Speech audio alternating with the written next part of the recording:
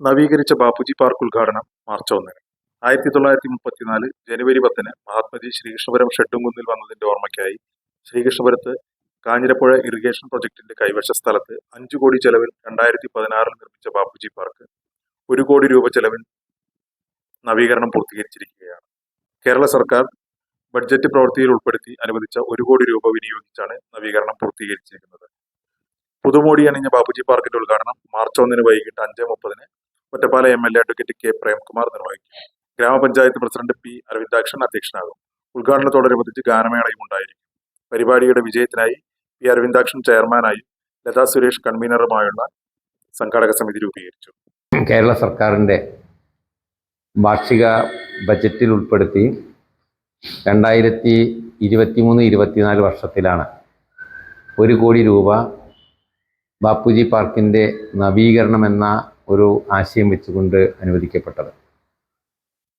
Bapuji park വരാനുണ്ടായ സാഹചര്യവും വന്നതും അതിനുശേഷമുള്ള പ്രവർത്തനങ്ങളുമെല്ലാം നമ്മുടെ എല്ലാം മുന്നിൽ സുവിദിതമാണ്.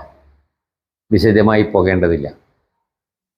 1934 ജനുവരി 10-ന് ഗാന്ധിജി ശ്രീകൃഷ്ണപുരത്ത് അദ്ദേഹത്തിൻ്റെ പാദസ്പർശമേറ്റ ഓർമ്മ പുതുക്കിക്കൊണ്ടാണ് ഇവിടെ ഷെഡുംകുന്നിലെ കാഞ്ഞിരപ്പുഴ ഇറിഗേഷൻ പ്രൊജക്ടിൻ്റെ കൈവശമുള്ള സ്ഥലത്ത് ബാപ്പുജി പാർക്ക് എന്നൊരാശയം നേരത്തെ നമ്മുടെ MLA ആയിരുന്ന ശ്രീ എം ഹംസയുടെ നേതൃത്വത്തിൽ അന്ന് ടൂറിസം വകുപ്പിൻ്റെ 3 കോടി രൂപയും MLAയുടെ ആസ്തി വികസന ഫണ്ടിൽ നിന്ന് 2 കോടിയും ചേർത്ത് 5 കോടി രൂപ മുതൽ മുടക്കിൽ ഈ പാർക്ക് അന്ന് നിലവിൽ വന്നത്.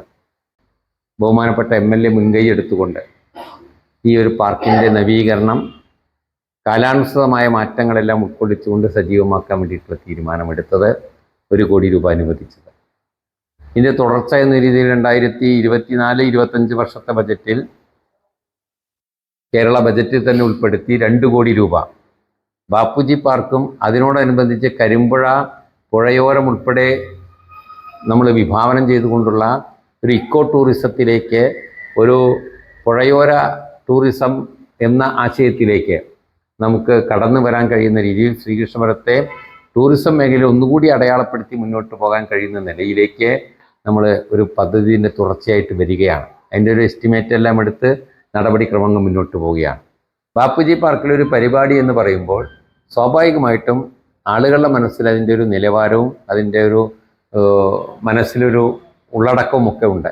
അതനുസരിച്ച് കൊണ്ടുള്ള ഒരു ഉദ്ഘാടന പരിപാടിയിലേക്ക് നമുക്കിതിനെ മാറ്റിയെടുക്കാൻ കഴിയേണ്ടതുണ്ട്.